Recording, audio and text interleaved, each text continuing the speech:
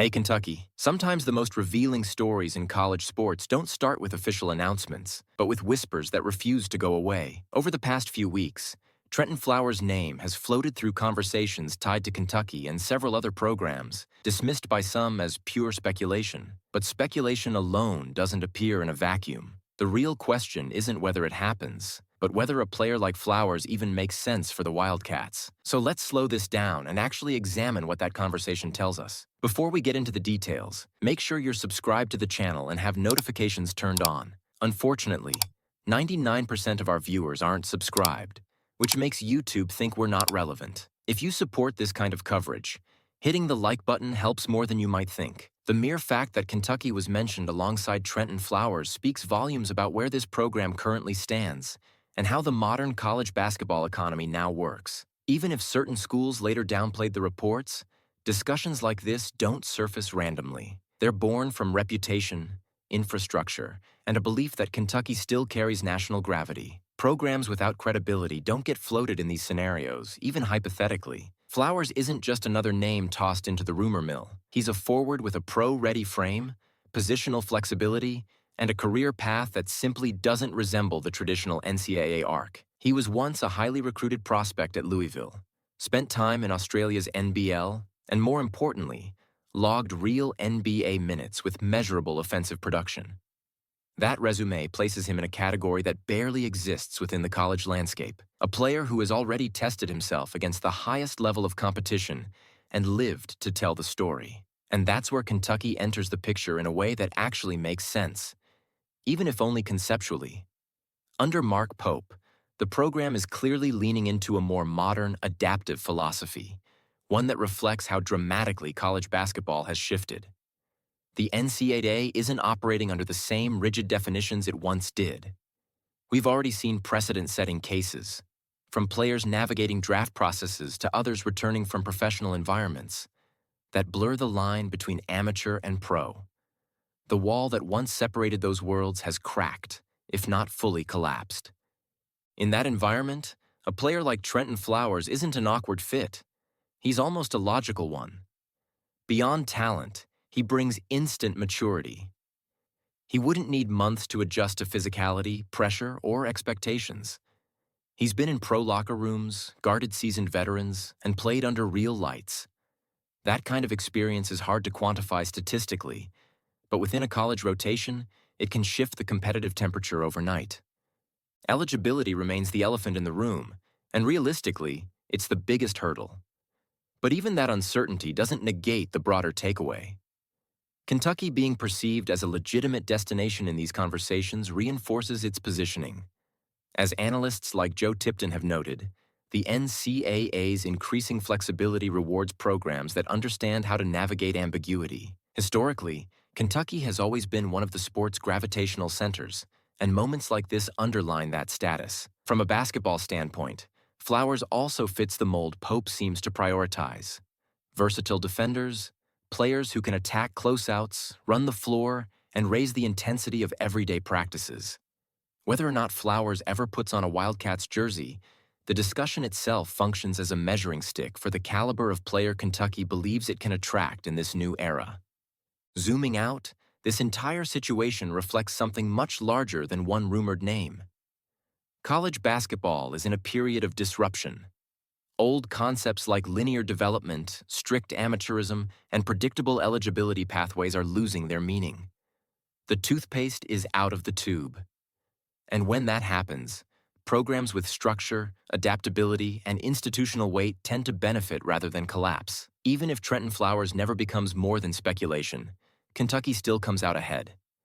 Being part of this conversation, at this level with this type of player, reinforces relevance, awareness, and alignment with where the sport is heading. In a landscape this chaotic, that alone signals strength. And if you're enjoying this kind of deep dive analysis, make sure to like the video and drop your thoughts in the comments. It really helps the channel grow. Now shifting gears, Liam Cohen's journey from the fields of Kentucky to the helm of the Jacksonville Jaguars feels like one of those stories destined for long-form documentaries. It's layered with pride and regret, triumph and nostalgia, validation and lingering what-ifs. For Kentucky fans, watching Cohen orchestrate historic NFL moments is exhilarating and quietly painful. What he built in Lexington was real. There's no revisionist history needed. The offense under Cohen had clarity, rhythm, and purpose. Seeing those same principles now thrive on an even larger stage confirms something many already believed. His impact transcended the program. When Cohen arrived, he injected innovation into an offense that needed direction. Spacing improved, quarterbacks played calmer football, and the run and pass games felt interconnected rather than forced. It wasn't just scheme. It was philosophy. When he left, Kentucky was left with something rare, a clear offensive identity. And that's where the ache sets in. What if he had stayed? What if the program had built forward instead of resetting? Since then, consistency has been elusive. Philosophies changed, coordinators rotated, and the offense drifted. Talent remained, but cohesion fractured.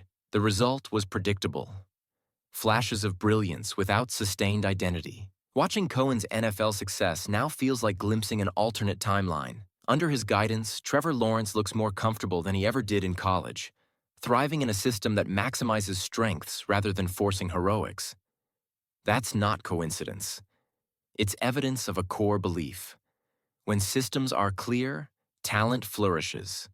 When they aren't, even elite players struggle. That lesson resonates deeply with Kentucky's present. Will Stein's hiring wasn't accidental.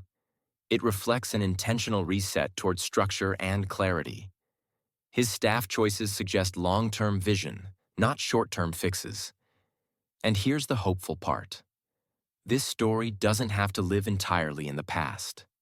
Cohen's rise can serve as a blueprint, not a regret. If Stein captures that same commitment to cohesion and purpose, Lexington still has a path forward. That emotional weight carries into the discussion around Cutter Bolley, which has shifted from projection to reality. The idea of him becoming Kentucky's starting quarterback in 2026 brings optimism and pressure. The arm talent is obvious. The challenge lies in translating it into SEC-level efficiency. Joe Sloan understands this intimately. His relationship with Bolley dates back to high school recruiting, and that trust matters now more than ever. Bolley's path explains the intensity of the debate. Once a symbol of promise, he was thrust early into adversity, endured setbacks, and still chose to stay amid coaching turnover and portal uncertainty. That decision alone matters. Statistically, the picture is mixed. Strong completion percentage, solid yardage, and real scoring production, paired with too many interceptions and sacks. Those mistakes aren't footnotes in the SEC. They decide games. The issue isn't talent. It's decision-making. Holding the ball too long, chasing explosive plays, forcing throws into coverage. These are correctable habits, but only with structure. When Adam Luckett pointed to Bolley as a likely 2026 starter, it signaled a developmental bet. Sloan's track record, including his role in Jaden Daniels' growth, fuels belief that refinement is possible. What's truly at stake isn't just a starting job, but an identity. If this process works, past struggles become lessons instead of labels. If not, frustration lingers. For Kentucky, the equation is simple but unforgiving. The problem is real. The solution must come from within.